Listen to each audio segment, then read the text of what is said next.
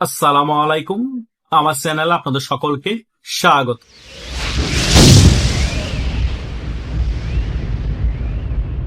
আমরা সারাদিন ভারত বিরোধিতার রাজনীতি করব, ভারতকে গালাগালি করব, ভারতকে হুমকি দিব। ভারত যখন কূটনীতিকভাবে কোনো ব্যবস্থা নেবে তখন বলবো ভারত প্রতিবেশী হিসেবে ভালো না, ভারত বাংলাদেশকে ডমিনেট করার চেষ্টা করছে, বাংলাদেশ দখল করার চেষ্টা করছে, ভারতের আধিপত্য দেখানোর চেষ্টা করছে। আরে ভাই, সারাদিন গালাগালি করার পরও তো ভারত বাংলাদেশকে ডিজেল দিয়েছে। সারাদিন ভারতকে গালাগালি করার পরও তো এই বিএনপি সরকার ভারত থেকে যে সকল দ্রব্য চেয়েছে সকল দ্রব্যই কিন্তু এই বাংলাদেশে ভারত পাঠিয়েছে। তখন কিন্তু আরাম লেগেছে। যখন স্বার্থ শেষ হয়ে গিয়েছে, আবার ভারত বিরোধিতা রাজনীতি শুরু হয়ে গিয়েছে, ভারতকে আবার গালাগালি শুরু হয়ে গিয়েছে। যারা সত্য কথা বলেছে, কিছু ভারতের পক্ষে গিয়েছে কথা, তখন তাদেরকে আবার ভারতের দালাল বলো ট্যাগ লাগানো হয়েছে।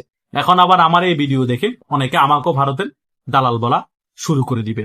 এখন অনেকের প্রশ্ন হতে পারে, হঠাৎ করে ভারত কেন সীমান্তের মধ্যে উত্তেজনা তৈরি করছে কাঁটাতারের বেড়ার বিষয় নিয়ে? এটা তো ভারত উদ্দেশ্য প্রণোদিত ভাবে করছে। হ্যাঁ, অবশ্যই করছে। ভারত এটা করবে না কেন? সারাদিন ভারত বিরোধিতার রাজনীতি করবেন, ভারত থেকে খাদ্যদ্রব্য আনবেন, ডিজেল আনবেন, তারপরে ভারতকে গালাগালি করবেন, সেভেন সিস্টার্স দখল করবেন বলবেন, এবং ভারতের সবচেয়ে বড় শত্রু পাকিস্তানের সাথে আপনি বিভিন্ন ধরনের চুক্তি করবেন।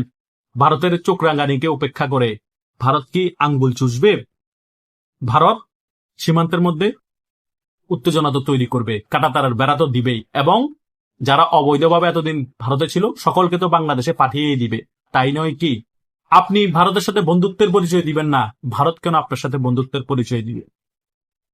ভারত কি গান্ধীজির দেশ? সে কারণে আপনারা মনে করছেন গান্ধীজি বলেছে এক গালে থাপ্পড় মারলে আরেক গাল দিয়ে দিতে, যে আরেক গালও থাপ্পড় মারে।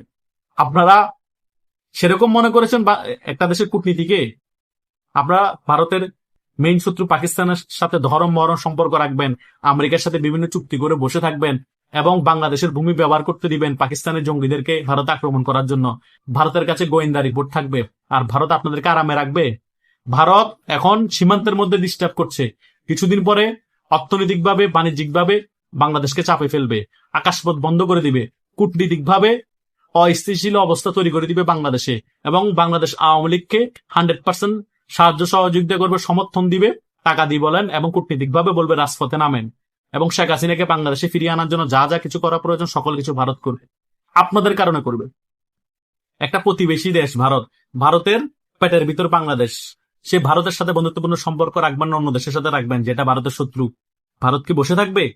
আপনাদের রেজিমটা যেখানে 10-15 বছর ক্ষমতায় থাকার কথা, ভারতের সাথে শত্রুতাপূর্ণ সম্পর্ক করার কারণে সেটা 5 বছর থাকতে কষ্ট হয়ে যাবে।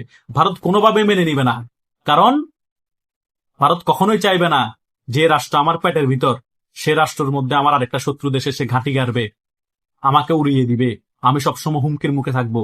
তার আগে আমি এই রেজিমটাকে চেঞ্জ করে আরেকটা রেজিম বসিয়ে দিই, যে রেজিম থাকলে আমি সিকিউর থাকবো। এটাই হচ্ছে বাস্তবতা। আমেরিকা ডিপ স্টেট সেজন্য শেখ হাসিনা রেজিমকে টাকার মাধ্যমে হোক, মেটিকুলাস ডিজাইনের মাধ্যমে হোক পরিবর্তন করানোর জন্য অনেক আগে থেকে চেষ্টা করেছে। শেষ পর্যন্ত 2024 সালে 5 আগস্ট সফল হয়েছে। ভারত এখন কিন্তু তাদের পছন্দের রেজিমকে বসানোর জন্য চেষ্টা করবে। সেটা হয়তো কালকে সফল হবে, তা না হলে 1 বছর পরে সফল হবে, কিন্তু ভারত 100% সফল হবেই। আমেরিকা তাদের স্বার্থের কারণে শেখ হাসিনা রেজিম চেঞ্জ করেছে, যাতে আমেরিকার স্বার্থ হাসিল হয়, তেমনি করে ভারতও এই বিএনপি রেজিম চেঞ্জ করবে ভারতের স্বার্থের কারণে। এটাই হচ্ছে রিয়েলিটি, কেউ মানেন আর না মানেন। আমি সবসময় সত্য কথা বলে যাই, আগামীতে সবসময় বাস্তববাদী কথা বলে যাব। আমাকে কেউ ভারতের দালাল বলেন এবং আওয়ামী লীগের দালাল বলেন, যেটাই বলেন না কেন, এটা আমি বুকে হাত দিয়ে বলতে পারি, আমি একজন মুক্তিযুদ্ধের পক্ষের শক্তি, সবসময় মুক্তিযুদ্ধের পক্ষের শক্তি। আওয়ামী লীগের হয়ে কথা বলে যাব, এবং আওয়ামী লীগের যে সকল ভুল রাজনীতি হয়েছে সে সকল ভুল রাজনীতিরও প্রতিবাদ করে যাব, যে সকল ল্যাকিং ছিল সেগুলোরও প্রতিবাদ করে যাব, এবং আওয়ামী লীগের যে সকল কারাপ্টেড রাজনীতিবিদ ছিল তাদের বিরুদ্ধে কথা বলে যাব। কিন্তু এটা সত্য, আমি মুক্তিযুদ্ধের পক্ষের শক্তি হিসেবে আওয়ামী লীগ রাজনৈতিক দল হিসেবে ভালোবাসি, আওয়ামী লীগের কোনো ব্যক্তিকে ভালোবাসি না। কারণ ব্যক্তি আর দল এক জিনিস না। ব্যক্তির খারাপ কাজের সকল কিছু দল মাথা পেতে নিবে না। বাংলাদেশ আওয়ামী লীগের আদর্শকে আমি ভালোবাসি, কারণ আমি মুক্তিযুদ্ধের পক্ষের শক্তি। আমি ভারতকে মন্দের ভালো হিসেবে বন্ধু হিসেবে নিতে চাই। আমি পাকিস্তানকে কখনো বন্ধু হিসেবে নিতে চাই না। কারণ যে পাকিস্তান 1971 সালে আমাদের মা বোনদের ইজ্জত নিয়েছে, বাংলাদেশ নিয়ে ছিনিমিনি খেলেছে এবং আমাদের ভাষাকে কেড়ে নিতে চেয়েছে, আমাদের অনেক সম্পদ জব্দ করেছে, সেই সম্পদ এখনো ফিরিয়ে দেয়নি, সে পাকিস্তানের সাথে কিসের বন্ধুত্ব? ভারত তো আমাদের সাথে সেই কাজ করে নাই। ভারতীয় আধিপত্যবাদের কথা বলা হয়, ভারত কি আমাদের বাংলাদেশের 1 ইঞ্চি জায়গা দখল করেছে? ভারত কি আমাদের মা বোনদের ইজ্জত নিয়েছে? ভারত কি আমাদেরকে কোনো ভাষা চাপিয়ে দিয়েছে? করে নাই। বরং ভারত আমাদেরকে 1971 সালে সাহায্য সহযোগিতা করার কারণেই এই পাকিস্তানি আধিপত্যবাদকে আমরা বাংলাদেশ থেকে বিতাড়িত করতে পেরেছি, আমরা একটা স্বাধীন রাষ্ট্র পেয়েছি। তখনও কিন্তু যখন শেখ মুজিব 1971 সালে বাংলাদেশের ক্ষমতা আনেন, তখন কিন্তু শেখ মুজিব ক্লিয়ারলি বলেছিলেন ইন্দিরা গান্ধীকে যে আপনাদের সেনাবাহিনীকে ফিরিয়ে নিয়ে যান। ভারত তখনও কিন্তু কিছু বলা নাই, তাদের সেনাবাহিনীকে ফিরিয়ে নিয়ে গিয়েছে। ভারত যদি চাইতো বাংলাদেশের ভঙ্গুর অবস্থায় বাংলাদেশটাকে কিছু জেলা দখলে নিতে পারত সেনাবাহিনীকে ফিরিয়ে না নিয়ে। ভারতকে সেটা করেছে? করে নাই। এটা মনে রাখবেন, ঘরের মধ্যে বড় ভাইরা ছোট ভাইদেরকে ডমিনেন্ট করবেই, বিচার করবেই, ভুলভাল হলে ধুমকি দিবেই। তার মানে এই না যে একেবারে গিলে খেয়ে ফেলবে। শাসন করা মানে আধিপত্যবাদ দান। কিন্তু পাকিস্তান তো আমাদের শাসন করে নাই, পাকিস্তান আমাদের মা বোনদের দর্শন করেছে, ভাষা কেড়ে নিতে চেয়েছে, আমাদেরকে কাছরা বলতো, চাকর বাকরের মতো আমাদেরকে দেখতো। সো সে অনুযায়ী পাকিস্তান থেকে 1000 গুণে ভালো ভারত, মন্দের ভালো। ভারত তো আহামরি ভালো বলবো না, কিন্তু পাকিস্তান থেকেও মন্দের ভালো। এখন আমাকে দালাল বলেন, ফালাল বলেন, সকল কিছু আমি মেনে নিতে রাজি, আমার কিছু করার নাই, আমি সত্য বলে যাব। এবং সীমান্তের মধ্যে এখন যে অস্থিতিশীল অবস্থা আছে এবং কাঁটাতারের ফেরা দিচ্ছে এবং অবৈধ যারা বাংলাদেশি ভারতে এতদিন ছিল তাদেরকে পাঠিয়ে দিচ্ছে, সকল কিছুই ডক্টর ইউনূসকে দায় নিতে হবে এবং এই বিএনপি সরকারকে দায় নিতে হবে। তারা কেন ভারতের সাথে কূটনীতিকভাবে সম্পর্ক ভালো রাখে নাই এবং হুমকি ধামকি দিয়ে ভারতকে রাগান্বিত করে তুলছে।